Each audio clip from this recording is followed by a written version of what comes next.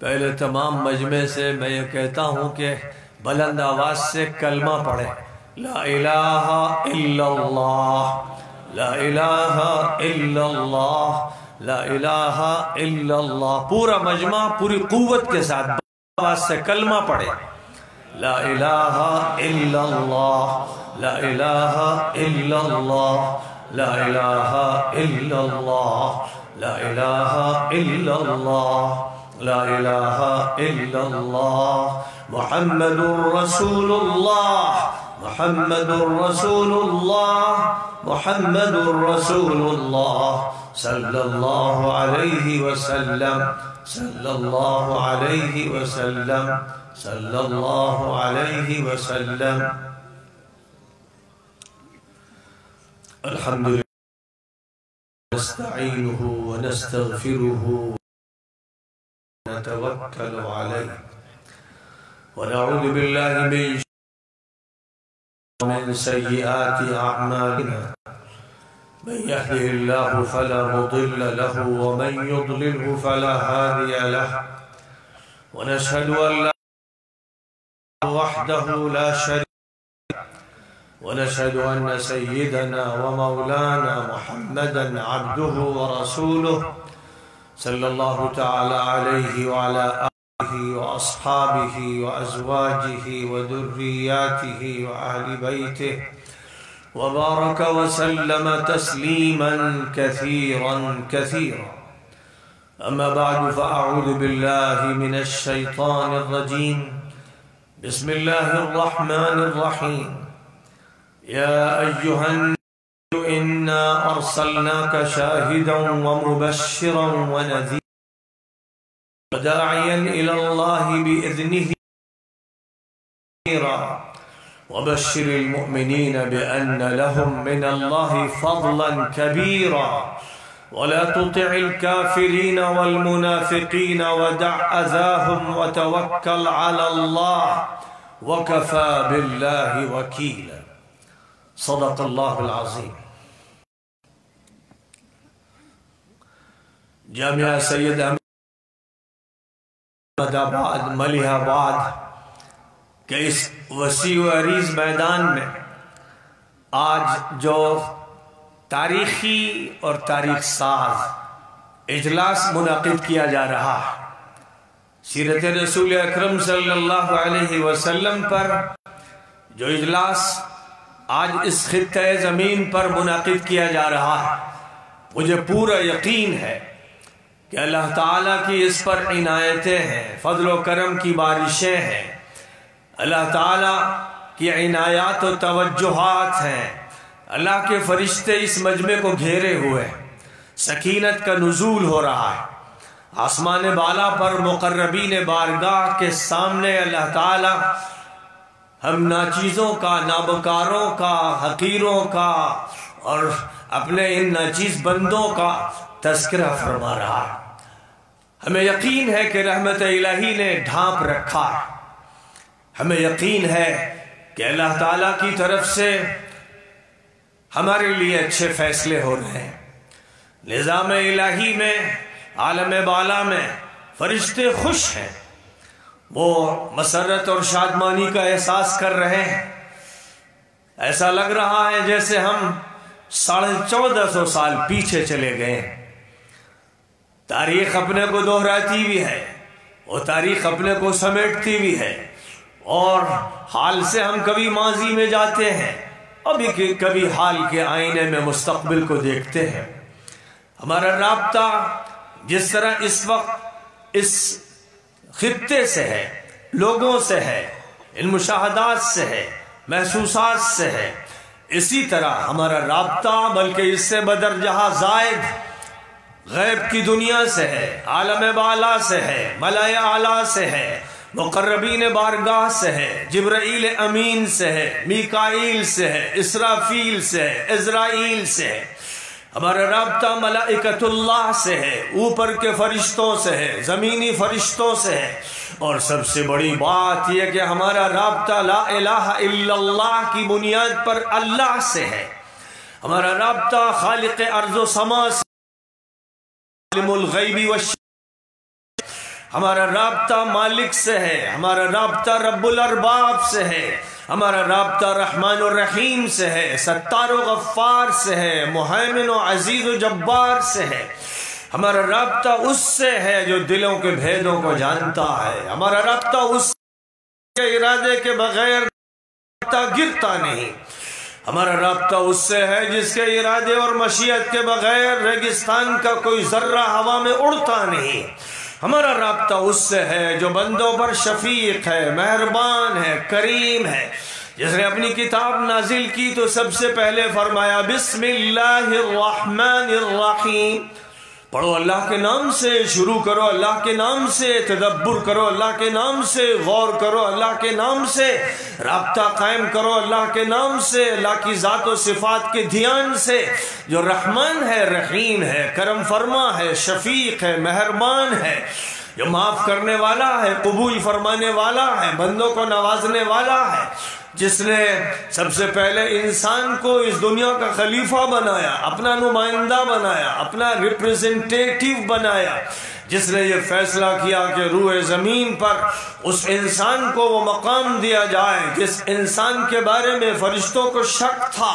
لیکن جب اس انسان کو خداوند قدوس نے ارض و سما اور کون و مکان کے علوم سے نواز دیا اور علم آدم الاسماء کلہا کا اظہار فرما دیا تو فرشتوں کو بھی اس کے سامنے سجدہ کرنا ہی پڑا، وہ سر بسجود ہو گئے۔ وہ انسان جو مسجود ملائکہ ہے اور جو اپنے مالک و پروردگار کا عابد ہے، جو اس مالک کا محکوم بھی ہے، مملوک بھی ہے، محبوب بھی ہے اور محب بھی ہے، وہ جس سے ہمارا قائم ہوتا ہے تو یہ ساری دنیا اور اس کی طاقتیں، حکومتیں، ان کی فوجیں، عہدے، دولتیں اور سارے اسباب ایسے ہو جاتے ہیں جیسے مکڑی کے جالے۔ اس وقت پھر اللہ کی قدرت اور اللہ کی طاقت اور اللہ کا غلبہ اور اللہ کا مقام اور اس کا جلال اور اس کی کبریائی نگاہوں کے سامنے اس طرح پھرتی ہے کہ دنیا کی طاقتیں اور وقت کی قوتیں ذرہ برابر حیثیت نہیں رکھتی ہیں۔ اور پھر کمثل العنکبوت اتخذت بیتا وان اوہن البیوت لو کانوا یعلمون، پھر منظر یہ ہوتا ہے کہ ساری طاقتیں امریکہ ہو یا روس ہو، یورپ ہو یا ایشیا ہو، شمال ہو یا جنوب ہو، مشرق ہو یا مغرب ہو، اور وہ بری طاقتیں ہو یا بحری یا فضائی، سب کی سب ایسی ہوتی ہیں جیسے مکڑی کے جالے ہیں۔ خدا کی قدرت کے سامنے ذرے ہیں، مٹی کی کا گرد غبار ہے، خدا کی قدرت کے سامنے یہ مکڑی کے جالے سیکنڈوں میں مٹتے ہیں، ختم ہوتے ہیں۔ فیصلہ الہی سب کچھ ہے، مشیت الہی سب کچھ ہے، ارادہ الہی سب کچھ ہے، لا معقب لحکمہ، کوئی اس کے فیصلے پر تنقید نہیں کر سکتا، روک نہیں سکتا،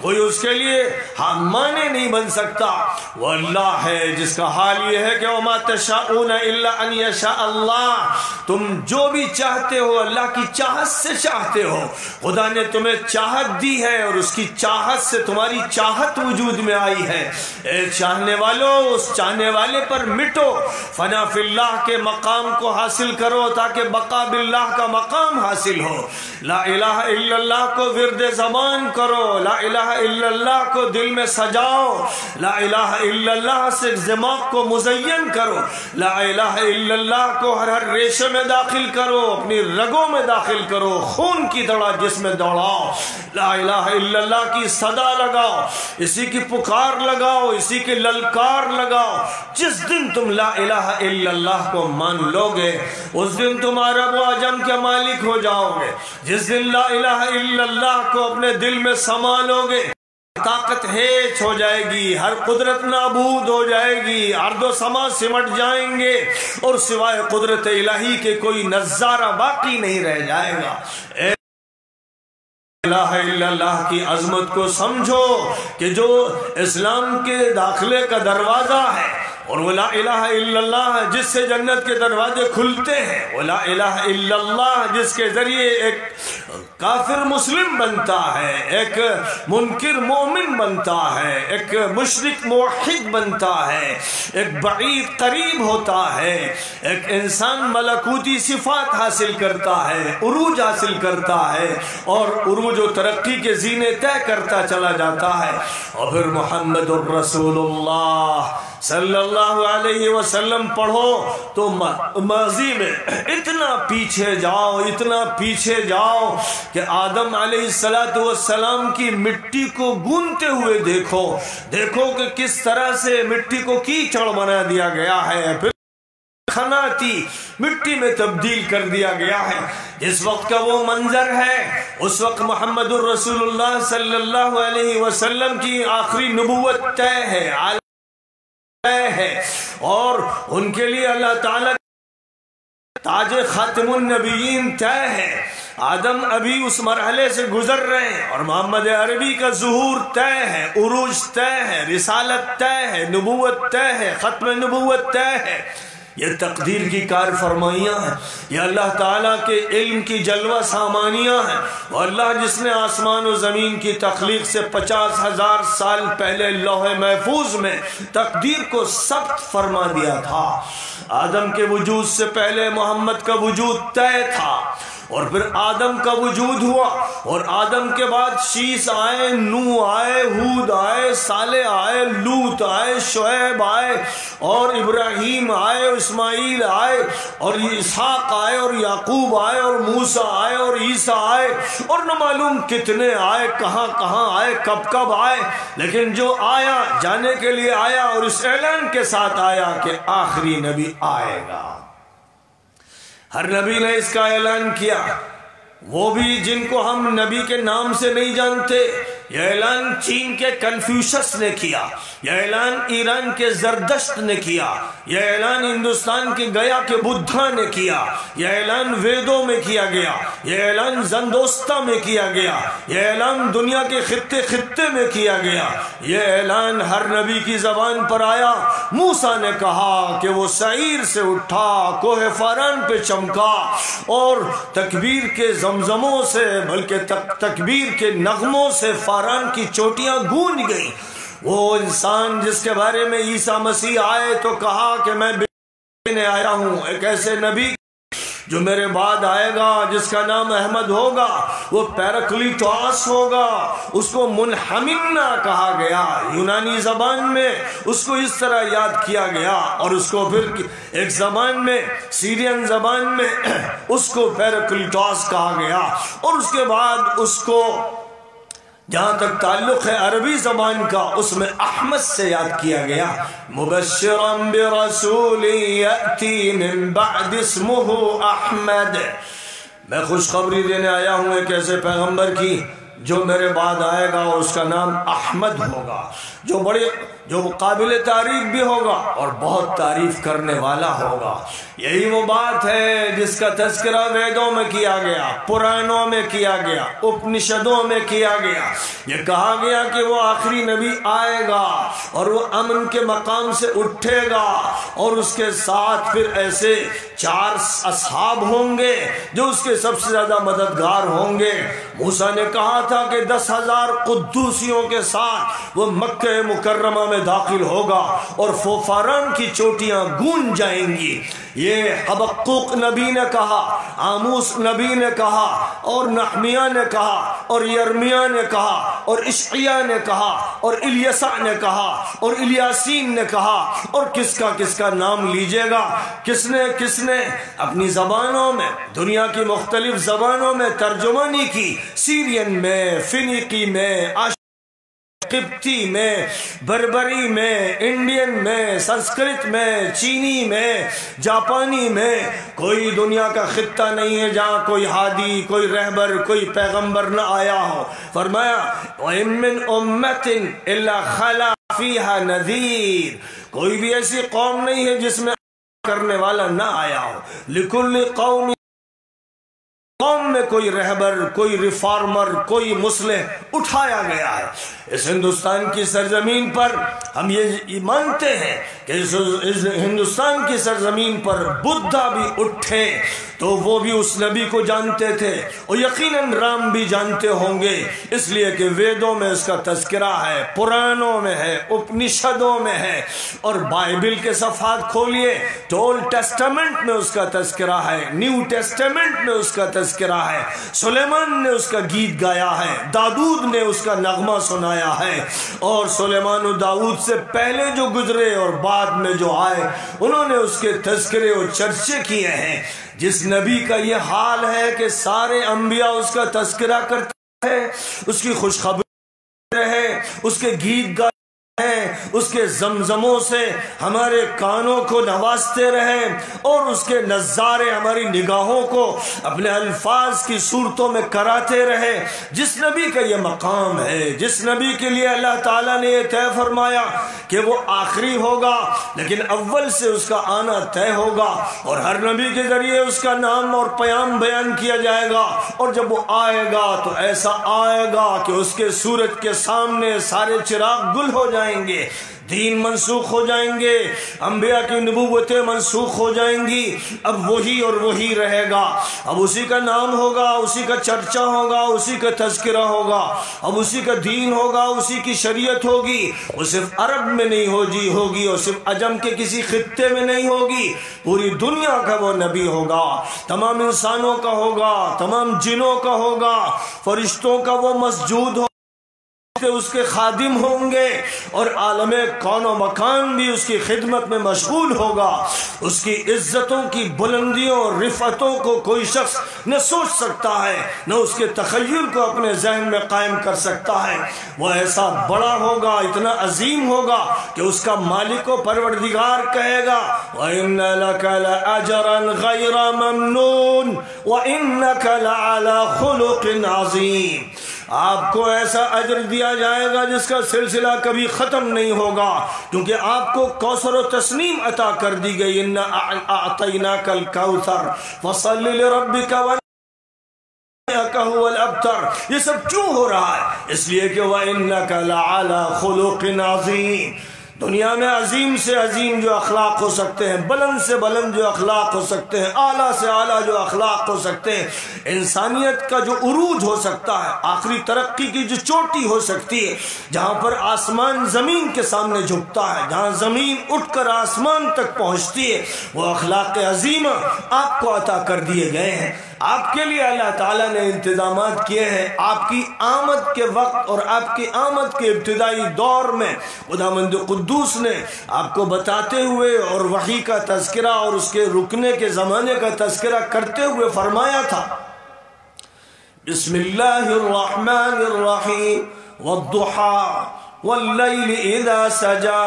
ما ودعك ربك وما قلى وللآخرة خير لك من الأولى ولسوف يعطيك ربك فترضى ألم يجدك يتيما فآوى ووجدك ضالا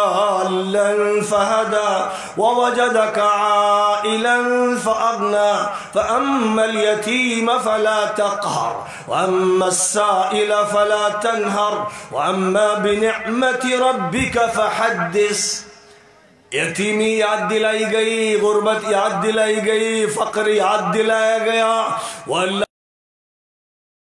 محمد کا ہر دور ماضی کے ہر دور سے بلند ہوگا، اعلیٰ ہوگا، عرفہ ہوگا، آزمائشوں کی بھٹیوں میں سلگایا جائے گا، کندن بنا کر چمکایا جائے گا،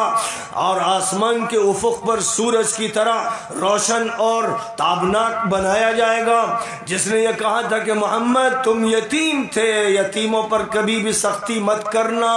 تم نے بھی فقر کو دیکھا، غربت کو دیکھا، کبھی کسی سائل کو مت جھڑکنا، اور اللہ کی نعمتوں کو بیان کرتے رہنا، اور سنو اللہ تعالیٰ نے جن نعمتوں سے تمہارے نوازنے کا فیصلہ کیا اور تمہاری آنکھوں کو وہ منظر دکھا دیا، وہ کیا ہے؟ بسم اللہ الرحمن الرحیم الم نشرح لک صدرک عنك وزرك الذي أنقض ظهرك ورفعنا لك ذكرك فإن مع العسر يسرا إن مع العسر يسرا فإذا فرغت فانصب وإلى ربك فارغب. سینہ آپ کا کھول دیا گیا، اطمینان آپ کو دے دیا گیا، سکینت آپ پر اتار دی گئی، آپ کو طمانینت کا مقام بلند عطا کر دیا گیا، آپ کے لیے اللہ تعالیٰ کی طرف سے مقام محمود طے فرما دیا گیا، مقام سکینہ آپ کے لیے وقف کر دیا گیا، اللہ کی عنایتیں آپ پر تمام فرما دی گئیں، اور اللہ تعالیٰ کی طرف سے یہ انتظام فرما دیا گیا کہ بس آپ کا چرچا ہی اب ہوگا.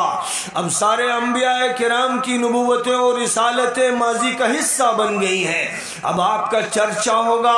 اذان میں آپ کا نام ہوگا، نماز میں آپ کا نام ہوگا، نعتیں آپ کے لیے ہوں گی، منقبتیں آپ کے لیے ہوں گی، ذکر آپ کا ہوگا، چرچے آپ کے ہوں گے. میرے نام کے ساتھ آپ کا نام جوڑ دیا گیا. بندہ مومن جب لا الہ الا اللہ کہے گا تو اس کے ساتھ ہی ساتھ محمد الرسول اللہ کہے گا. بندہ مومن التحیات میں جب اللہ کی خدمت میں تسلیمات عرض کرے گا تو محمد عربی کے لیے بھی صلاۃ و سلام کے الفاظ پیش کرے گا. اس کی نماز بغیر اس کے پوری نہیں، اس کی اذان اس کے بغیر پوری نہیں کہ جب وہ کہے گا اشہد ان لا الہ الا اللہ، میں گواہی دیتا ہوں کہ اللہ کے مالک نہیں ہے، حاکم نہیں ہے، رب نہیں ہے، خالق نہیں ہے، زندہ کرنے والا، موت دینے والا، نفع و نقصان والا اللہ کے علاوہ کوئی نہیں ہے. میں اس کی گواہی دیتا ہوں تو میری گواہی یہ مکمل نہیں شمار ہوتی. اسلام کی دعوت اور عالمی دعوت، فضائی دعوت، بری دعوت، بحری دعوت، دائمی دعوت میں یہ اس وقت تک مکمل نہیں جب تک کہ یہ نہ کہہ لیا جائے اشہد ان محمد رسول اللہ، اشہد ان محمد رسول اللہ. میں گواہی دیتا ہوں کہ محمد اللہ کے فرستادہ ہیں، رسول ہیں، قاصد ہیں، پروفٹ ہیں، اپوسٹل ہیں، راجدوت ہیں. وہ اللہ کی طرف سے آئے ہیں، سب کے لیے آئے ہیں، ہمیشہ کے لیے آئے ہیں، ازلی ہیں، سرمدی ہیں، ابدی ہیں، دائمی ہیں. اب ان کی ہدایت کے علاوہ ہدایت نہیں، ان کی گائیڈنس کے علاوہ گائیڈنس نہیں، ان کے چرچے کے علاوہ چرچے نہیں، ان کی شریعت کے علاوہ شریعت نہیں، ان کے قانون کے علاوہ قانون نہیں، ان کے دین کے علاوہ. یہ صدا ہے جو لگائی جا رہی ہے نیوزی لینڈ میں، یہ صدا لگائی جا رہی ہے آسٹریلیا میں، برونائی میں، انڈونیشیا میں، ملیشیا میں، تھائی لینڈ میں، بنگلہ دیش میں، برما میں، چائنا میں، رشیا میں،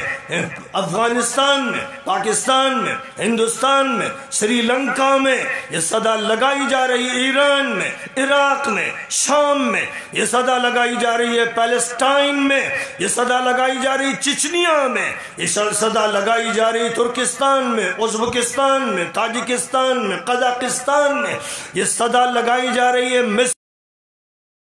تونس میں، مراکش میں، اسپین میں. یہ صدا لگائی جا رہی ہے امریکہ میں. یہ صدا لگائی جا رہی فرانس میں، جرمنی میں، برطانیہ میں، سویڈن میں، ناروے میں. یہ صدا لگائی جا رہی ہے جنوبی افریقہ میں، شمالی افریقہ میں، مشرقی افریقہ میں اور مغربی افریقہ میں. یہ صدا لگائی جا رہی ہے ہندوستان کے چپے چپے پر، پاکستان اور بنگلہ دیش کے چپے چپے پر. بلکہ یہ صدا زمین سے اٹھتی ہے، آسمانوں کے دروازے کھولتی ہے، اس کی چادر کو پھاڑتی اور کاٹتی ہے، اور یہ صدا زمین سے اٹھ کر ملائے اعلیٰ تک پہنچتی ہے، بارگاہ الہی تک پہنچتی ہے، الہی کے پائے سے لپٹ خدا کو سلامی دیتی ہے اور خدا کی طرف سے رضامندیوں کی سوغات لیتی ہے. یہ صدا اٹھتی ہے، اترتی ہے. یہ وہ صدا ہے جس صدا سے اس دنیا میں صدا بہار نعمتیں ہیں. جب یہ صدا رہے گی، اللہ اللہ کہنے والا رہے گا، محمد رسول اللہ کہنے والا رہے گا، یہ دنیا قائم رہے گی، چلے گی، اس دنیا میں چہل پہل رہے گی. جس دن اللہ نہیں رہے گا، جس دن محمد صلی اللہ علیہ وسلم کی نسبت نہیں رہے گی، یہ دنیا کچرا ہو جائے گی، سنڈاس ہو جائے گی. یہ دنیا اس قابل ہوگی کہ اس کو دھماکوں سے اڑا دیا جائے، اس کے ریزے ریزے کر دیے جائیں اور پہاڑوں کو دھنکی ہوئی روح روح کی طرح کر دیا جائے، انسانوں کے جسموں کو پتنگوں کی طرح کر دیا جائے، پھر وہ منظر ہوگا القارعہ ما القارعة وما أدراك ما القارعة يوم يكون الناس كالفراش المبثوث وتكون الجبال كالعهن المنفوش فأما من ثقلت موازينه فهو في عيشة راضية وأما من خفت موازنه فأمه هاوية وما أدراك ما هي نار حامية. یہ حقیقتیں ہیں، یہ تجلیاں ہیں، یہ وہ اسرار الہی ہیں جن کے پردے کھولے گئے نبیوں کے ذریعے، رسولوں کے ذریعے، مصلحوں کے ذریعے، ہادیوں کے ذریعے، یہاں تک کہ خدا کا فیصلہ ہوا کہ اب آمنہ کے گھر میں، عبداللہ کے گھر میں، عبد المطلب کے خاندان اور عبد المطلب کے بیٹے کے گھر میں یہ فیصلہ الہی ہوا کہ محمد کا سورج طلوع ہو جائے، احمد کا ظہور ہو جائے، نبی مرسل کی ابتدا ہو جائے، خاتم النبیین کا وجود ہو جائے.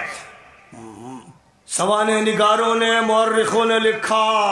کہ محمد عربی علیہ السلام دنیا کے بیچوں بیچ، دنیا کی ناف مکہ مکرمہ میں اس مرکزی مقام پر اللہ تعالیٰ کی طرف سے پیدا فرمائے گئے، اور بس پیدائش کے ہوتے ہوئے ہی خوارق عادات ظاہر ہوئے، معجزات ظاہر ہوئے. گویا دنیا میں یہ اعلان ہو گیا کہ اب آنے والا وہ آیا ہے جس سے ظلمتیں چھٹ جائیں گی، تاریکیاں چاک کر دی جائیں گی، اب روشنیاں پھیلیں گی. حضرت آمنہ نے کہا کہ جب محمد پیدا ہوئے تو میں نے ایسا نور دیکھا جس سے شام کے محل روشن ہو گئے.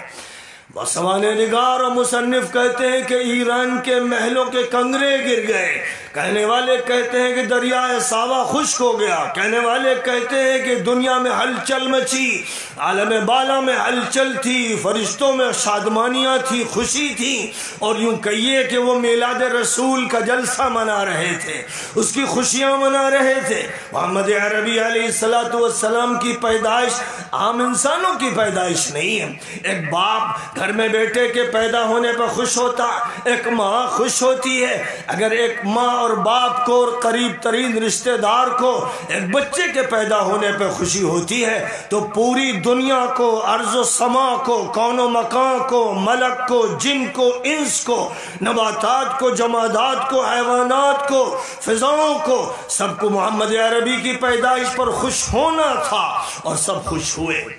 اس لیے یاد رکھا جائے کہ مسئلہ حضور پاک علیہ السلام کے میلاد کے منانے کا کوئی روایتی اجلاس کر لینے سے تعلق نہیں رکھتا. مسئلہ یہ روایتی نہیں ہے، مسئلہ یہ رسمی نہیں ہے، مسئلہ دکھاوے کا نہیں ہے، مسئلہ یہ نمائش کا نہیں ہے. مسئلہ یہ ہے کہ محمد عربی علیہ السلام کی جس مقصد کے لیے آمد ہوئی، جس مقصد کے لیے ولادت ہوئی، جس مقصد کے لیے پیدائش ہوئی، وہ مقصد سب سے بڑا ہے، سب سے اعلیٰ ہے، سب سے عرفہ ہے، سب سے وسیع ہے، سب سے بلند ہے. اس مقصد کو پیش نظر رکھتے ہوئے وہ مشن جو آپ کو دیا جانے والا تھا، جو مقام جس پر آپ کو فائز کیا جانے والا تھا، جب ان تمام حقائق کو سامنے رکھتے ہوئے اور اس پس منظر میں حضور پاک علیہ السلام کی پیدائش کے دن کو منایا جائے، کسی رسم کے لیے نہیں، کسی بدعت کے لیے نہیں، کسی نمائش کے لیے نہیں،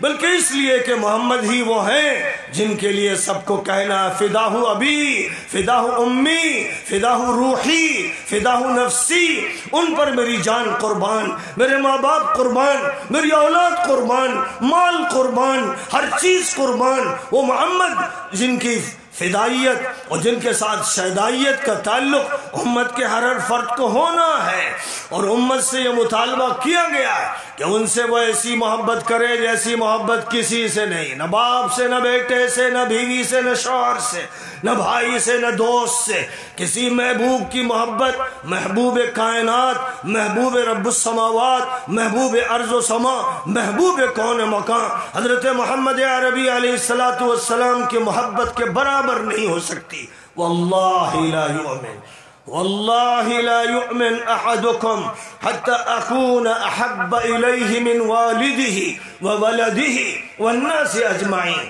خدا کی قسم سن لو، اے لوگوں سن لو، یہ بات صرف مسلمانوں کے لیے نہیں ہے، انسانوں کے لیے ہے، ہندوؤں کے لیے، جینیوں کے لیے، بدھسٹوں کے لیے، سکھوں کے لیے، یہودیوں اور عیسائیوں کے لیے، مشرق و مغرب کے انسانوں کے لیے، جنوں کے لیے، بشر کے لیے، سب کے لیے یہ بات ہے کہ جب تک آخری نبی محمد صلی اللہ علیہ وسلم کی محبت تمہارے دل و دماغ پر، تمہارے باپ، تمہارے بیٹوں، تمہاری بیٹیوں، تمہاری بیوی، تمہارے تمام تعلقات والوں سے زیادہ نہیں ہو جائے گی تو اس وقت تک تمہارا ایمان کامل نہیں ہوگا۔ یہ وہ محبت ہے۔ ایسے محبوب کی آمد پر خوشیاں تو ایسی منانی چاہیے، ایسی منانی چاہیے کہ دنیا حیران رہ جائے۔ شادی خوشی کو کہتے ہیں، تمام شادیاں محمد عربی کی آمد پر قربان۔ کاش کے لوگ اس حقیقت کو جانیں، اگر اس کو جانتے اور دل میں اس کی حرارت ہوتی تو آج لاکھوں انسان اس میدان میں جمع ہو جاتے، لیکن ابھی ناآشنائی ہے، ابھی دوری ہے، ابھی پہچان نہیں ہے، ابھی معرفت حاصل نہیں ہے، فضا خراب ہے، زہر آلود ہے، پلیوٹڈ ہے، دوبارہ دور جاہلیت میں ہم داخل ہو چکے ہیں۔ فرمایا تھا رسول پاک علیہ السلام نے، بدأ الاسلام غریبا وسيعود كما بدأ فطوبى للغرباء وهم الذين يصلحون ما افسد الناس بعدي من سنتي۔ فرمایا کہ اسلام جب شروع ہوا تو اجنبی تھا، پردیسی تھا، نامانوس تھا، پہچانا نہیں جا رہا تھا، گھر والے بیگانے ہو گئے، چچا دشمن ہو گیا، تعلق والے دور ہو گئے، جو قریب تھے انہوں نے ساتھ چھوڑ دیا، کل تک جو صادق کہتے تھے، امین کہتے تھے، وہ بھٹکنے لگے، بھاگنے لگے۔ یہ سب کچھ ہوا۔ جس وقت یہ ہوا تو ظاہر اس لیے ہوا کہ لوگ اندھے تھے، بہرے تھے، گونگے تھے، لوگ واقف نہیں تھے، لوگ محبت سے محروم تھے، لوگ صرف یہ جانتے تھے کہ مادی دنیا میں وہ آنکھوں کا تارا ہے، آسمان کا ستارہ ہے، وہ صادق بھی ہے، وہ امین بھی ہے، وہ قوم کا ہیرو بھی ہے، وہ لیڈر بھی ہے۔ لیکن کیا وہ لوگوں سے یہ کہے گا کہ لوگوں جو تمہارے ذہن ہیں، جو عقیدے ہیں، جو افکار ہیں، جو رسومات ہیں، جو روایات ہیں، یہ غلط ہے؟ کیا وہ اپنے گھر والوں سے یہ کہے گا کہ تم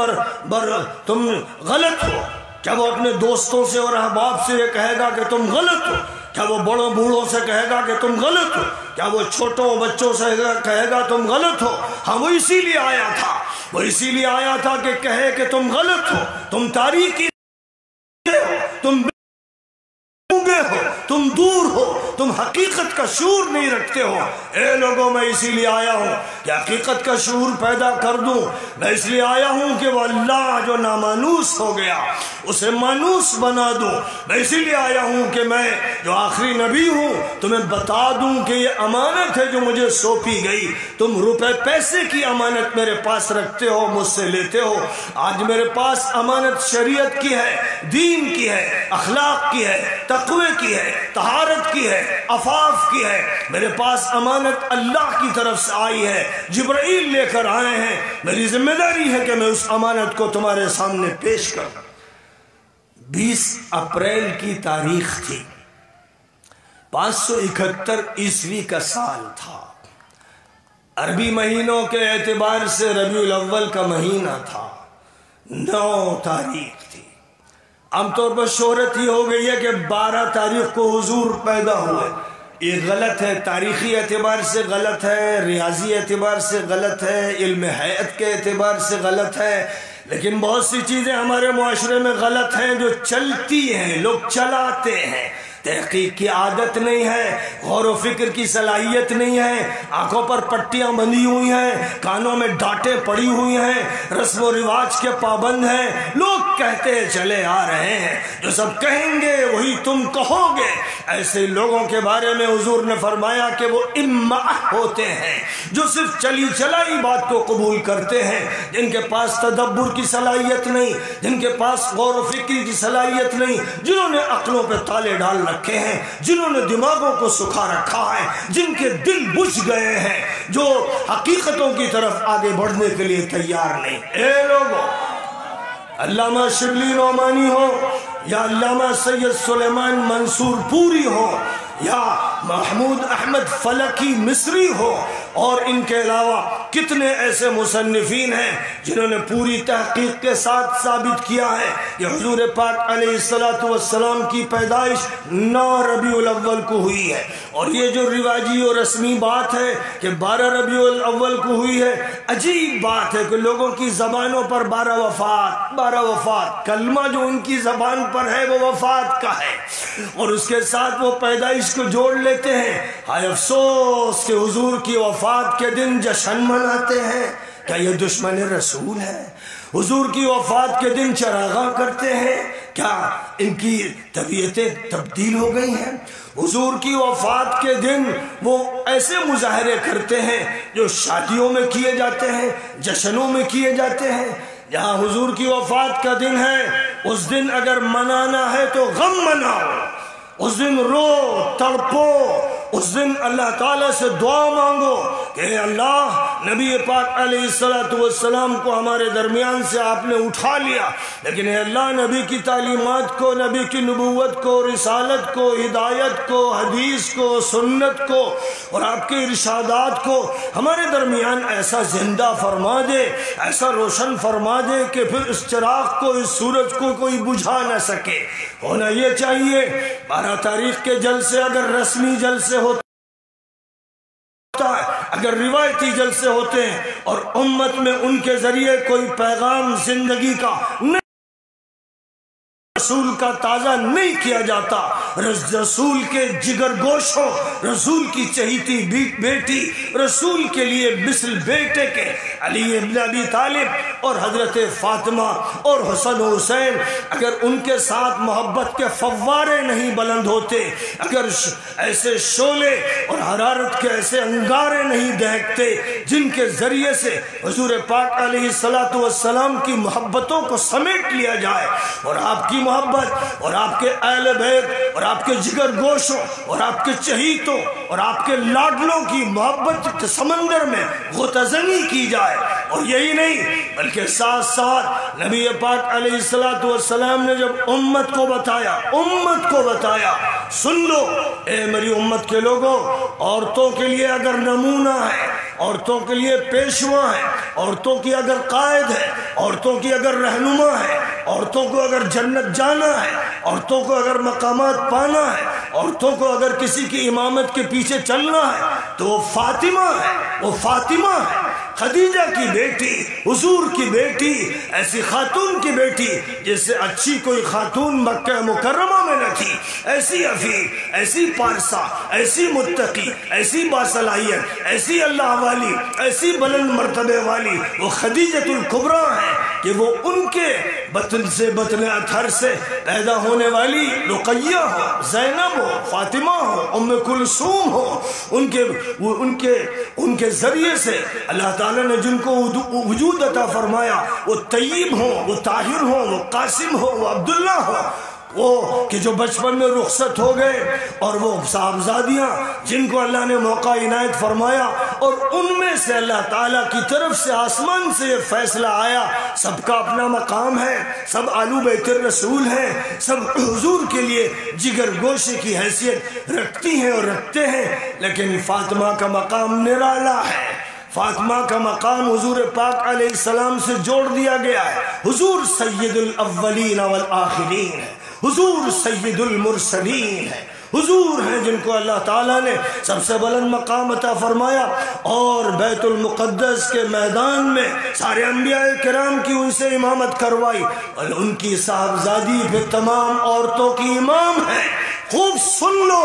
اے مسلمانوں، سن لو، اور اہل سنت جو اپنے کو کہتے ہو سن لو، کسی کا وہ مقام نہیں ہے، کسی کا نہیں ہے وہ مقام جو فاطمہ کو حضور نے دیا ہے۔ فرمایا کہ سیدۃ نساء العالمین فاطمہ، تمام جہانوں کی خواتین کی سردار فاطمہ۔ کہیں فرمایا سیدۃ نساء اہل الجنت فاطمہ، تمام اہل جنت کی سردار فاطمہ ہوں گی۔ جتنی بھی خواتین جنت میں ہوں گی، جو جنت جائیں گی، جن خواتین کو المسلمات، المؤمنات، الصائمات، القانتات، التائبات اور مختلف اوصاف سے یاد کیا گیا ہے، ان کی سیادت کا مقام، امامت کا مقام فاطمہ کو ملے گا۔ اس لیے امت کی ہر بچی سے کہتا ہوں، ہر عورت سے کہتا ہوں، ہر بیوی سے کہتا ہوں، ہر ماں سے کہتا ہوں، ہر دادی اور نانی سے کہتا ہوں، ہر انسان، ہر اس فرد سے کہتا ہوں جس میں انوثت ہے، جس میں نسوانیت ہے، اللہ تعالیٰ کی طرف سے مرد کی تکمیل کے لیے جس کو پیدا کیا گیا ہے، سب سے کہتا ہوں کہ تمہارے لیے نمونہ اگر ہے صرف اور صرف سیادت کا، قیادت کا، امامت کا، تو فاطمہ ہے۔ حضرت عائشہ صدیقہ کا مقام ہے علم میں، فضل میں، کمال میں۔ مقام حضرت حفصہ کا ہے، مقام حضرت ام سلمہ کا ہے، مقام دیگر ازواج مطہرات کا ہے، جیسے دیگر بنات طاہرات کا ہے، لیکن فاطمہ کا مقام الگ ہے، نرالا ہے، مستقل ہے، سیادت کا ہے، قیادت کا ہے۔ نبی جیسے سید ہیں، ان کی یہ بیٹی بھی سید ہے۔ اور پھر حضرت علی جن کا انتخاب فاطمہ کے لیے حضور پاک علیہ السلام نے فرمایا، مورخین کہتے ہیں کہ 2 سال کے تھے یا 3-4 سال کے تھے، تب سے وہ حضور کی گود میں، حضور کے گھر میں پلے۔ حضرت عباس نے ابو طالب سے حضرت جعفر کو لے لیا کفالت کے لیے، اور حضور پاک علیہ السلام نے اپنے چچا ابو طالب کے بوجھ کو کم کرنے کے لیے علی کی کفالت کا بوجھ اپنے سر لیا۔ بچپن سے یہ حضور کے گویا بیٹے ہیں، یہ حضور کی نگاہوں اور عنایتوں سے فیضیاب ہوتے رہے، یہ آپ کی گودوں میں پلے ہیں، یہ آپ کے گھر میں نوجوانی کی عمر میں پہنچے ہیں، ابھی 10 سال کے ہیں کہ قرآن اترنا شروع ہو گیا، نبوت کا چراغ روشن ہو گیا، رسالت سے گھر جگمگا گیا۔ پہلی وحی ان کے قلب اطہر پر، حضور پاک کے قلب اطہر پر اتری، آپ سے پھر قلب اطہر علی پر اتر گئی، ان کے دماغ میں پیوست ہو گئی۔ یہ وہ ہیں جن کے مقام کا کوئی شک نہیں ہے، وہ ایک الگ مقام ہے۔ ایک مقام ہے ابو بکر صدیق کا، یار غار کا، ایک مقام ہے عمر فاروق کا، ایک مقام ہے عثمان ابن عفان کا، وہ سر آنکھوں پر ہے، حق ہے، اس کو بھی حضور کی زبان نے بیان فرمایا ہے۔ لیکن جو مقام علی کا ہے وہ بھی جدا گانا ہے۔ فرمایا حضرت فاطمہ رضی اللہ تعالیٰ عنہ سے جب شادی کی تو یہ فرمایا کہ فاطمہ تمہیں معلوم ہے کہ میں نے تمہارا رشتہ کس سے کیا؟ فرمایا کہ میں نے تمہارا رشتہ اس سے کیا ہے جو سید فی الدنیا اور سید فی الآخرہ ہوگا۔ وہ دنیا کا بھی سردار ہے، سیادت اس کے لیے طے، اور وہ آخرت کا بھی سردار ہوگا، سیادت اس کے لیے طے۔ فرمایا رسول پاک علیہ السلام نے کہ محشر کے عالم میں حوض کوثر پر جب میں پہنچوں گا تو سب سے پہلے میرے آل بیت اور صحابہ میں علی میرے پاس آئیں گے، اور علی حوض کوثر کے منتظم قرار دیے جائیں گے۔ علی جس کو چاہیں گے حوض کوثر سے اسے جام کوثر ملے گا، اور جسے نہیں چاہیں گے نہیں ملے گا۔ یہ روایتیں شیعوں کی نہیں ہے، ضعفاء کی نہیں ہے، کمزور راویوں کی نہیں ہے، منکر بیان کرنے والوں کی نہیں ہے، یہ اہل سنت محدثین کی روایتیں ہیں، ناقدین کی روایتیں ہیں، علماء کی روایتیں ہیں، واقف کاروں کی روایتیں ہیں، معتبر کتابوں کی روایتیں ہیں۔ علی کو یہ مقام ملا۔ اب ظاہر ہے کہ جب یہ مقام خدیجۃ الکبریٰ کو دیا گیا اور اللہ کی طرف سے نبی آخر الزماں کو دیا گیا، اور نبی نے یہ مقام فاطمہ کو عطا فرمایا اور علی کو عطا فرمایا، تو ان کے فرزندان ارجمندان، ان کے لقطہائے جگر، ان کے نور نظر، جن کو اللہ کی طرف سے پوری امت کا نور نظر بنایا گیا، اللہ کی طرف سے یہ فیصلہ ہوا، نبی اللہ کے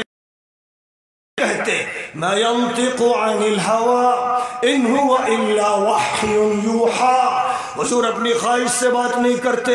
امت کی ہدایت کے لیے بات کرتے ہیں، رہنمائی کے لیے بات کرتے ہیں۔ آپ نے فرما دیا اے امت کے لوگوں سن لو، سیدہ شباب اہل الجنہ الحسن والحسین، جنت میں جتنے لوگ جائیں گے جوان ہو جائیں گے، جنت میں کوئی بوڑھا نہیں ہوگا، جنت میں کوئی بوڑھی نہیں ہوگی، جنت میں کوئی معذور نہیں ہوگا، جنت میں کوئی بیمار نہیں ہوگا، جنت میں کوئی اپاہج نہیں ہوگا، جنت میں کوئی بھی انسان ایسا نہیں ہوگا جو عذر پالے ہوئے ہو۔ جنت میں سارے جنتی جوان ہوں گے۔ اس سے اس بات کا اعلان ہو گیا کہ تمام جنتیوں کے سردار حسن اور حسین ہیں۔ اور یہ وہ حدیث ہے جس حدیث کو مسجد کے خطبہ بیان کرتے ہیں، لیکن چونکہ خطبے کا ترجمہ نہیں ہوتا اور ترجمے کی تفصیل نہیں ہوتی اور حدیث کی تشریح نہیں ہوتی اور بیان کی تفصیل نہیں ہوتی، اس لیے لوگ جانتے نہیں، سمجھتے ہیں کہ خطیب صاحب قرآن کی کوئی آیت پڑھ رہے ہوں گے۔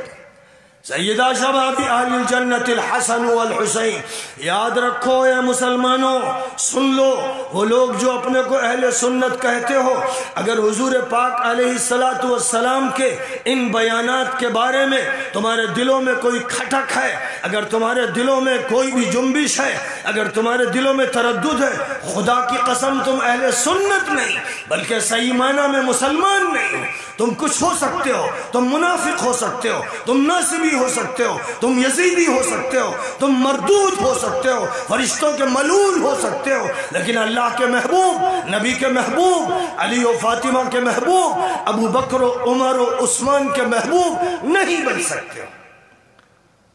حسن و حسین کو سیادت کا مقام دیا گیا ہے۔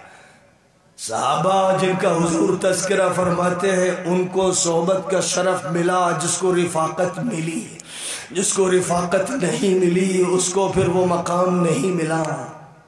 جو آپ کے رفقا ہیں وہ آپ کے اصحاب ہیں، جو آپ کے اصحاب ہیں جو آپ پر فداکار ہیں، جو آپ کے اطاعت شعار ہیں، جو آپ کے وفادار ہیں، جو آپ کی وجہ سے علی سے محبت کرتے ہیں، فاطمہ سے کرتے ہیں، حسن سے کرتے ہیں، حسین سے کرتے ہیں، ان کی اولاد سے کرتے ہیں، جو حضور پاک کے نور نظر سے محبت کرتے ہیں، لقطۂ جگر سے محبت کرتے ہیں، انہی کی محبت صحیح محبت ہے، اور جن کے دل ان کی محبت سے خالی ہیں، خدا کو گواہ بنا کر کہہ رہا ہوں، جبرائیل امین کو گواہ بنا کر کہہ رہا ہوں، ان کے دلوں میں نفاق ہے، ان کے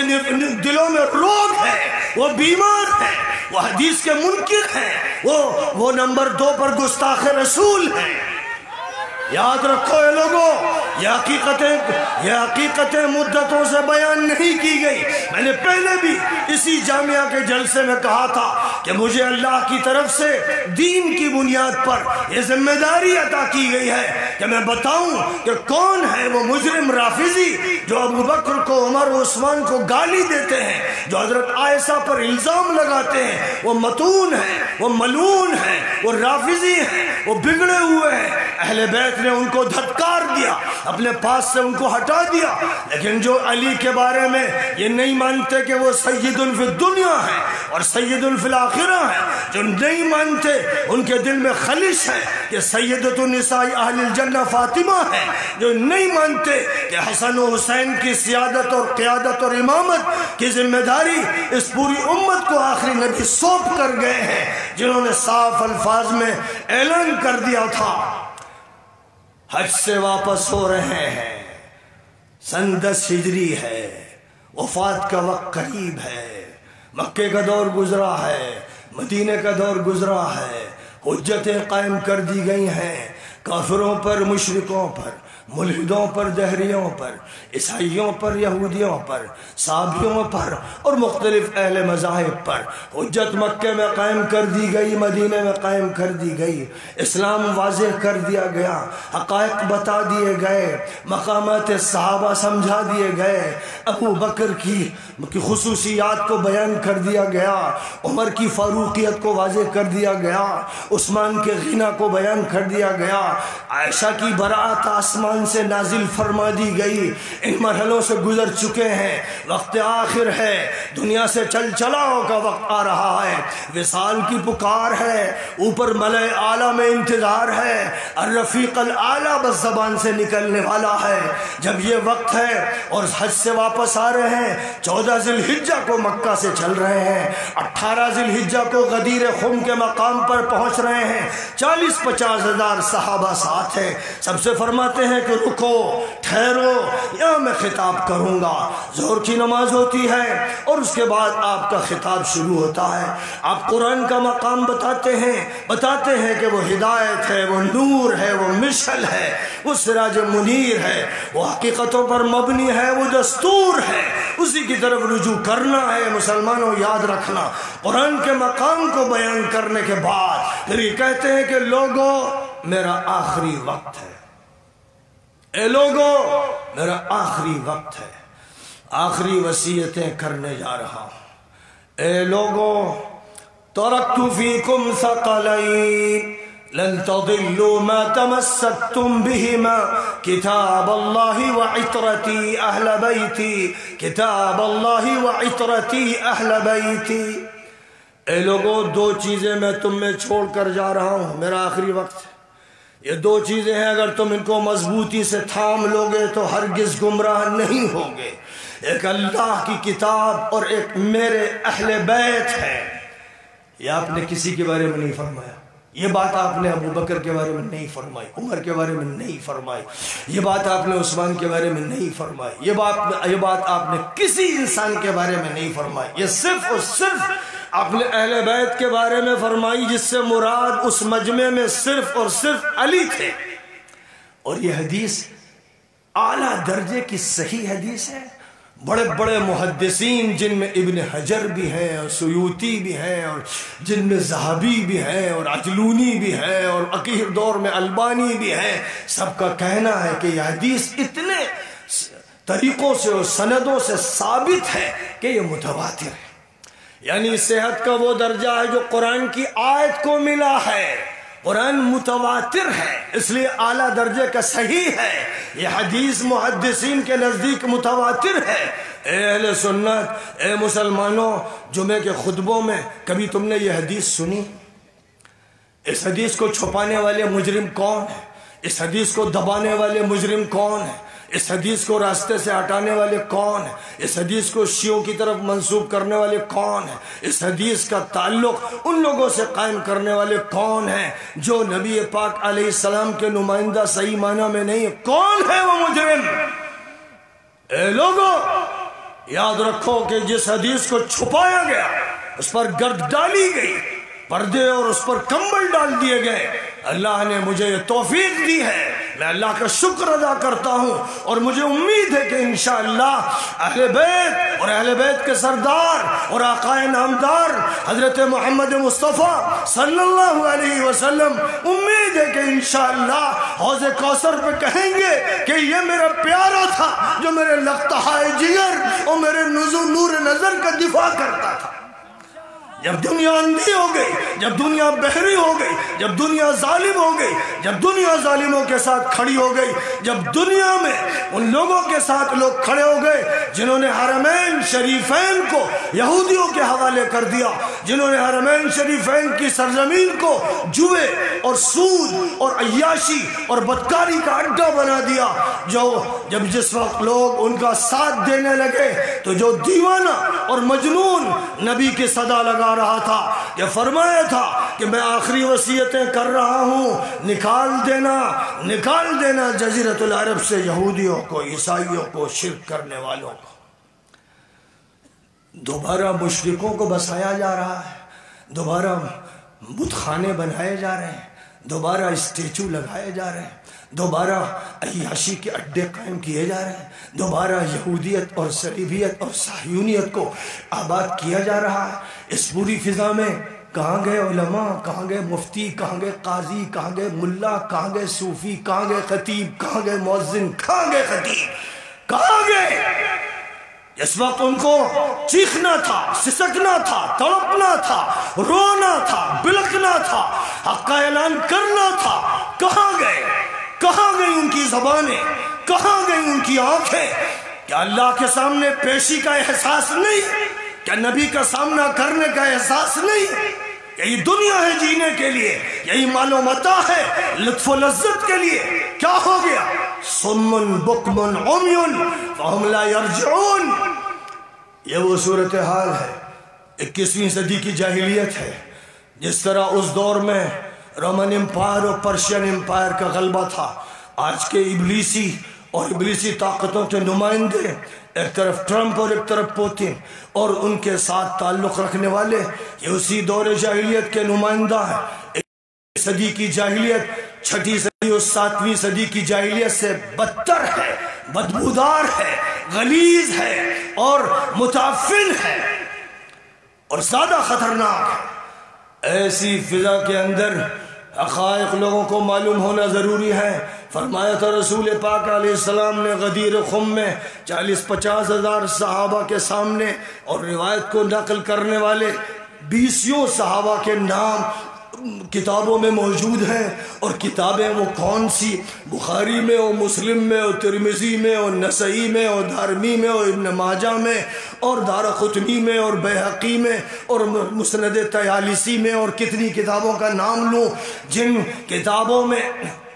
روایتوں کا اندراج ہے، کسی کتاب میں چھٹ گیا ہے، رہ گیا ہے یا کچھ بھی ہوا، بہرحال جن کتابوں میں ہے، جن صحابہ سے یہ روایت منقول ہے اور یہ روایت متواتر ہے، یہ اس کے لیے کافی ہے کہ جب بھی بات آئے گی حجت کی، جب بھی بات آئے گی استناد کی، جب بھی بات آئے گی اللہ و رسول سے رابطے کی، تو سب سے پہلے رابطہ ہوگا اہل بیت کے ذریعے۔ پھر ایک روایت ہے ایک صحابی سے، نام ان کا ارباد ابن ساریہ ہے، حدیث کی تصحیح کی گئی ہے، اس پر کلام بھی کیا گیا ہے، ایک سند سے ایک روایت ہے: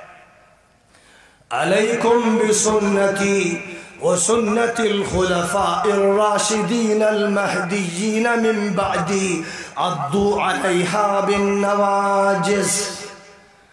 اے لوگوں، میرا طریقہ اختیار کرنا، اور میرے بعد جو خلفاء راشدین ہوں گے اور ہدایت یافتہ ہوں گے، ان کا طریقہ اختیار کرنا، مضبوطی سے اسے تھام لینا۔ حضرت ارباد ابن ساریہ رضی اللہ تعالیٰ عنہ اس روایت کو نقل کرتے ہیں۔ ادھر 25 صحابہ کے نام موجود ہیں جو روایت کر رہے ہیں، وہ متواتر ہے، یہ صحیح ہے، اور اس صحیح روایت کو اور اس متواتر روایت کو ترتیب سے جمع کرنا ہے، پہلے وہ ہے پھر یہ ہے، اور ان دونوں روایت کو جب جمع کیا جائے گا تو سنیت وجود میں آئے گی، حق وجود میں آئے گا، اور استقامت وجود میں آئے گی، اور روشنی وجود میں آئے گی، اور تاریکیاں پھٹیں گی، اور راستہ معتدل ہوگا، اور قیامت اور محشر میں اللہ کی طرف سے آسانیاں ہوں گی، اور حوض کوثر پر استقبال ہوگا، اور علی ابن ابی طالب کا سامنا ہوگا، اور ان کی خوشیاں ہوں گی۔ ظاہر ہے کہ ایک روایت یہ اور ایک روایت یہ، اور دونوں ہماری کتابوں کی، ہمارے محدثین کی روایتیں ہیں۔ ان روایتوں پر ایمان رکھنے والا نبی پاک علیہ السلام کے مشن کو سمجھتا ہے، کیونکہ حضور جب تھے تو آپ قیادت فرما رہے تھے، امامت فرما رہے تھے، سیادت فرما رہے تھے، مکے میں تھے تو صدا لگا رہے تھے، اکیلے اٹھے تھے، ورقہ ابن نوفل ساتھ ہو گئے، حق پہچان لیا، خدیجہ گھر میں رہ رہی تھیں، اور آپ کی زوجہ مطہرہ تھیں، عفیفہ تھیں، طاہرہ تھیں، صالحہ تھیں، فقیہہ تھیں، لبیبہ تھیں، ان سے زیادہ بلند مقام کوئی خاتون مکہ مکرمہ میں کیا جزیرۃ العرب میں نہیں تھی، اور شاید دنیا میں نہیں تھی، یقیناً پوری دنیا میں اس وقت کوئی خاتون خدیجۃ الکبریٰ سے افضل نہیں تھی، اور وہ خدیجۃ الکبریٰ تھی جنہوں نے حضور پاک علیہ السلام سے شادی کا پیغام دیا۔ حضور 25 سال کے، وہ 40 سال کی، لیکن حضور نے رشتہ قبول کیا کیونکہ خدیجہ سے افضل کوئی خاتون نہیں تھی۔ اور اس کے بعد اس رشتے کے نتیجے میں جو لختہائے جگر وجود میں آئے، وہ اس پوری کائنات کی آنکھوں کے تارے تھے، وہ سب کے دلوں کے پیارے تھے، وہ نبی کے چہیتے اور لاڈلے تھے، اور وہ اس دنیا دنی کے اندر جنت کے نگینے تھے، وہاں کے مہکتے پھول تھے، وہاں کے چمکتے ہیرے تھے، ان کا یہ مقام تھا۔ اور کیوں نہ ہو جب نبی کا جسم ان میں ہو، جب خدیجہ کا جسم ان میں ہو، یہ وہ ان کے وجود کا وجود ہے، یہ ان کے نمود کا نمود ہے، یہ ان کی تجلیات کا مظہر ہے، ان کا جو مقام ہے وہ روئے زمین پر کسی کا مقام نہیں ہے۔ یہ حقیقت ہے جو قرآن سے ظاہر ہے اور احادیث نبویہ سے ظاہر ہے۔ حضور پاک علیہ السلام کی زندگی کے دو نمایاں دور ہیں، ایک مکی اور ایک مدنی۔ ظاہر ہے کہ رات بھی بہت ہو گئی ہے اور بہت طول بھی دینا مناسب نہیں، لیکن آپ کو بتانا چاہتا ہوں کہ 13 سالہ مکی دور ہے اور 10 سالہ مدنی دور ہے، اور 13 سالہ مکی دور میں آپ کا ایک دور ہے جس میں دعوت خفیہ طریقے پر 3 سال چلتی رہی۔ حضرت ارقم کے مکان پر آپ کا سینٹر تھا، جس سینٹر میں لوگ چھپ چھپ کر آتے تھے، ملتے تھے، ہدایت پاتے تھے، اور 3 سال کے بعد حکم الہی ہوا کہ اب برملا کہو، ہاں کے پکارے کہو، علل اعلان کہو، بے خوف ہو کر کہو۔ جب چند لوگ اکٹھا ہوئے تھے، ابھی 100 بھی نہیں تھے، 1000 تو بہت دور کی بات ہے، انگلیوں پر گنے جانے والے جب لوگ تھے تو اللہ کی طرف سے فرمایا گیا فاصدع بما تؤمر وأعرض عن المشرکین، ہاں کے پکارے بات کہہ دو، اب علل اعلان کہہ دو، اور مشرکوں سے اعراض کرو، توجہ مت دو، ان کے چکر میں مت پڑو، مت ڈرو، مت امید کرو، مت ان سے تعلق رکھو، اپنی بات کہو، ان کے سامنے کہو، علل اعلان کہو۔ اے لوگوں، ہندوستان میں تم 25-30 کروڑ کہلاتے ہو، پوری دنیا میں تمہاری 1 ارب سے زیادہ تعداد ہے، تمہارے پاس دکانیں ہیں، مکانات ہیں، کھیتیاں ہیں، کارخانے ہیں، بینک بیلنس ہے، اور کیا کیا ہے، اور اس کے بعد تمہاری حالت یہ ہو رہی ہے کہ تم شرک کے سامنے جباسائی کر رہے ہو، تم کفر کے سامنے جھک رہے ہو، تم نے انبیاء کرام کی دعوت کو پامال کیا، تم اپنے نبی کے اسوے کو چھوڑ چکے ہو، تمہیں شدر بنایا گیا، تمہیں ذلیل کیا گیا، تمہاری گردن جھکائی گئی، تمہاری شریعت پر ڈاکے ڈالے گئے، تمہارے تمام جو نظام ہے، جو تنظیمیں ہیں، جو ادارے ہیں، ان کو تم نے نرغے میں پھنسایا، تم نے ان کو جال میں ڈالا، تم نے سر جھکایا، ایک اللہ کی بندگی کرتے سارے بندے تمہارے سامنے جھکتے، آسمان والے کو مانتے، زمین والے تمہارے تلوے چاٹتے، لیکن تم نے آسمان والے کو بھولا، تم نے سیاست کا دیوتا بنایا، تم نے عدالت کا دیوتا بنایا، تم نے تمدن کا دیوتا بنایا، تم نے معاشیات کا دیوتا بنایا۔ اے لوگو، تمہیں علماء کہا جاتا ہو یا مفتی، تمہیں قاضی کہا جاتا ہو یا خطیب، الفاظ سے حقیقتیں بدلہ نہیں کرتی ہیں، لیکن محمد عربی کی دعوت کو چھوڑنے والوں اور انبیاء کرام کے مشن کو چھوڑنے والوں، تمہاری تعداد اتنی، ان کی تعداد 10 بھی نہیں، 15 بھی نہیں، اور 100 تو بہت دور کی بات ہے، اور وہ صفا کی پہاڑی پر چڑھ کر سارے لوگوں کو بلا کر یا صباحا یا صباحا کا نعرہ لگا کر، جس کی حیثیت ایسی تھی جیسے بگل بجا دیا جائے، سائرن بجا دیا جائے، حالت جنگ چھیڑ دی جائے، ایمرجنسی نافذ کر دی جائے، اس اعلان کے بعد لوگوں سے کہتے ہیں انی نذیر لکم بین یدی عذاب شدید، میں ایک سخت عذاب سے ڈرانے آیا۔ اے لوگوں، باپ دادا کے عقیدوں کو بھول جاؤ،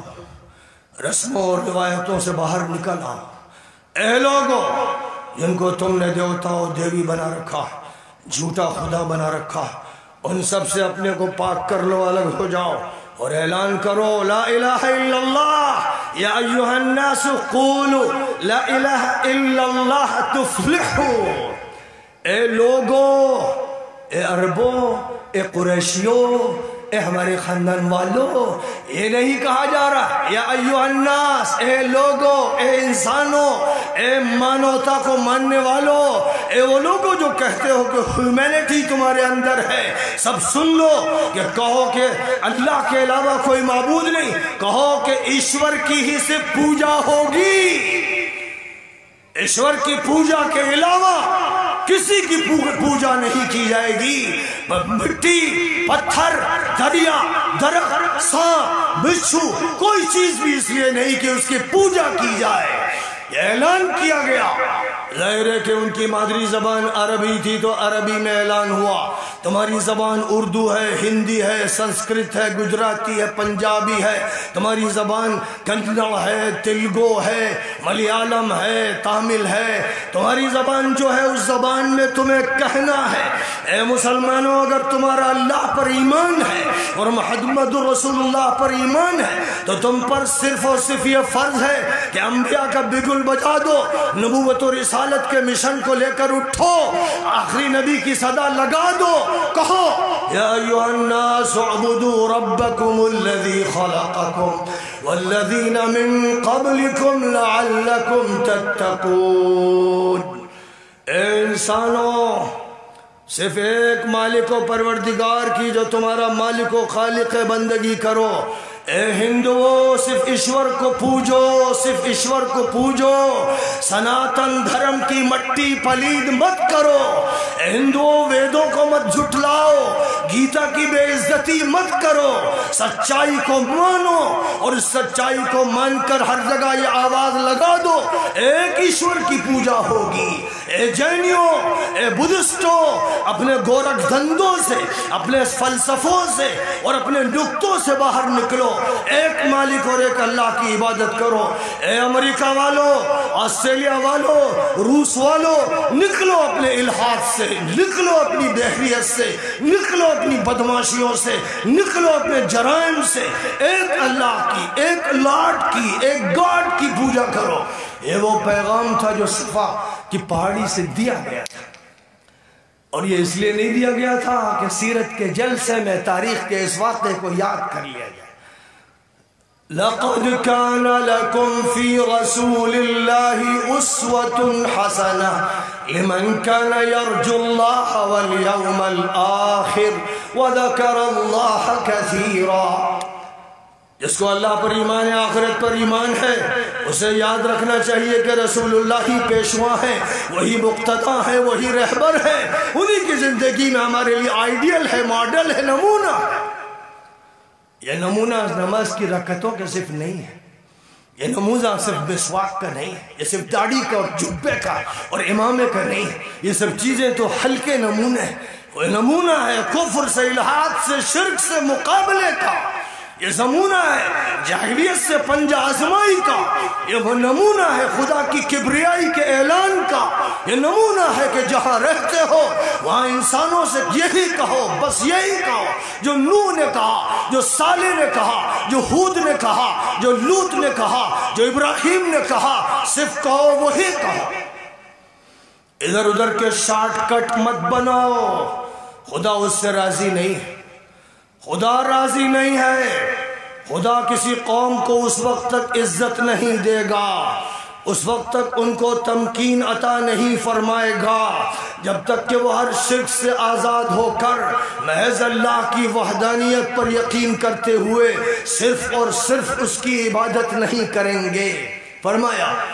وعد الله الذين آمنوا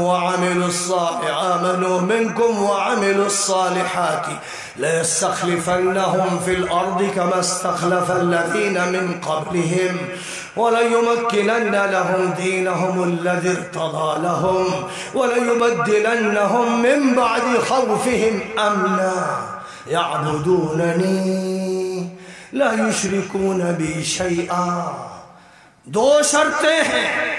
امن چاہتے ہو، سلامتی چاہتے ہو، آشتی چاہتے ہو، عزت چاہتے ہو، قدرت چاہتے ہو، مقام چاہتے ہو، خدا کا فیصلہ ہے کہ شرک چھوڑنا پڑے گا،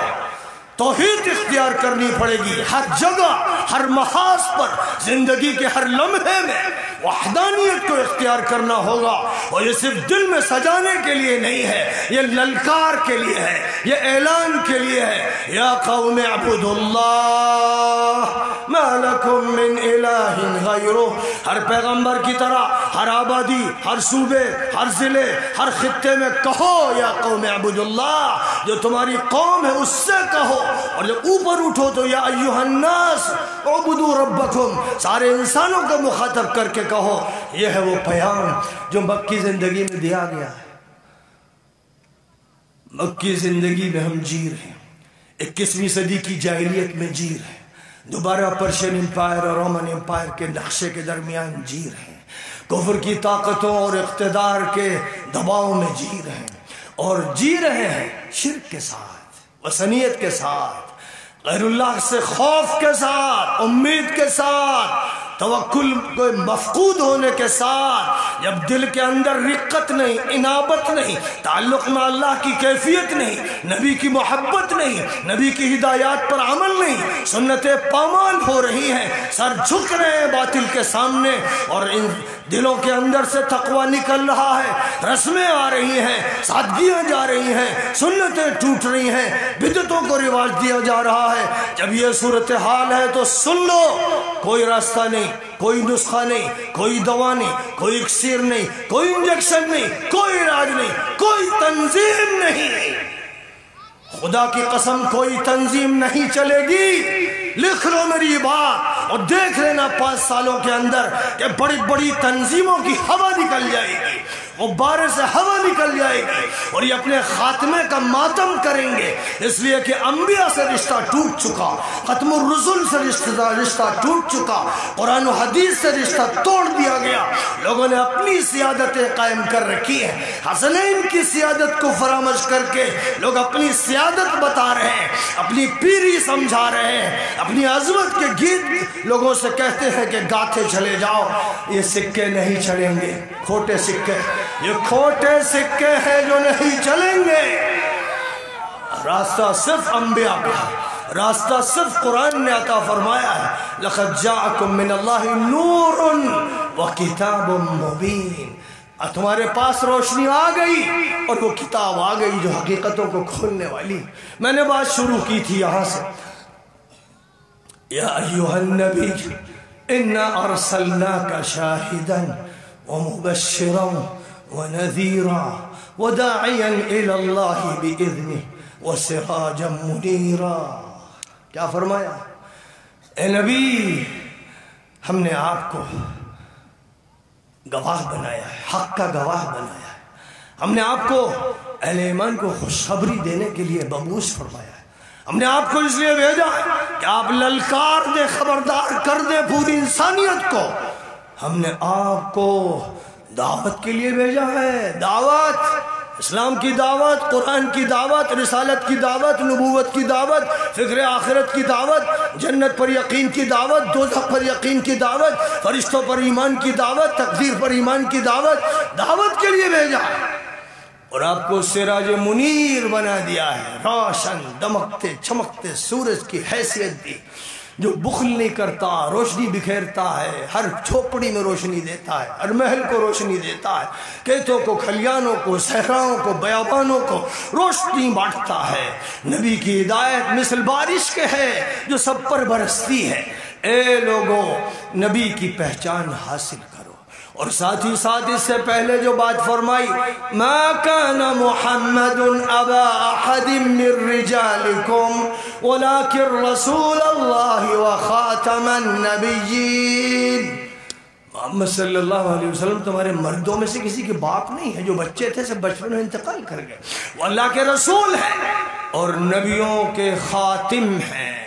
ان کے بعد کوئی نبی نہ آیا ہے نہ آئے گا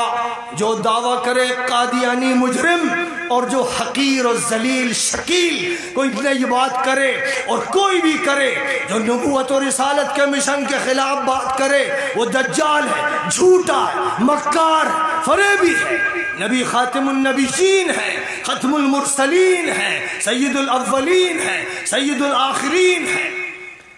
اس نبی پر ایمان لانا ہے صرف اپنے لیے نہیں، اس نبی کی نبوت کو عام کر دینا ہے، رسالت کو عام کر دینا ہے۔ اے لوگو، تم جو یہاں موجود ہو، آج عہد کرو اسی جلسے سیرت میں انشاءاللہ اس ملک ہندوستان میں اور جہاں جہاں اللہ جانے کا موقع دے گا، کوہ صفا کی للکار لگائیں گے۔ کوہ صفا پر جو للکار لگی تھی وہی لگائیں گے، لوگوں سے یہی کہیں گے کہ اللہ کی طرف چلو، نبی کی طرف چلو، اہل بیت کی طرف چلو، صحابہ کرام کی طرف چلو، اولیاء اعظام کی طرف چلو، مجددین و مصلحین کی طرف چلو، حق کی معرفت حاصل کرو، قرآن پڑھو، حدیثیں یاد کرو، اسلامی فقہ سے مستفید ہو، تاریخ اسلامی کے جھروکوں سے دیکھو، لوگوں سے کہو، اور خاص طور پر توحید و رسالت اور آخرت کے جو بنیادی عقائد ہیں ان کی صدا لگا دو۔ کسی کو مت چھوڑنا جو دلی میں بیٹھا ہو، جو لکھنؤ میں بیٹھا ہو، جو کسی جگہ بھی بیٹھا ہو، وہ اوپر ہو یا نیچے ہو، وہ حاکم ہو یا محکوم ہو، وہ کسی بھی طبقے کا ہو، جیسے نبی نے تمام طبقوں تک بات پہنچانا، تمہیں بھی سب تک بات پہنچانا ہے۔ میرے بزرگوں، بس باتیں تو کہنے کی بہت تھی، دی تو یہ چاہتا تھا کہ پوری سنت آپ کو، پوری سیرت سنا دو، یعنی 20 اپریل 571 عیسوی سے لے کر 633 عیسوی تک کے ہر سال کی باتیں بتا دوں، مکی دور پورا سمجھا دوں، مدنی دور پورا واضح کر دوں، لیکن پھر انشاءاللہ پھر صحبتیں رہیں گی، پھر ملیں گے، اور اللہ کے فضل سے میری 100 سے اوپر تقریریں سیرت نبویہ پر موجود ہیں،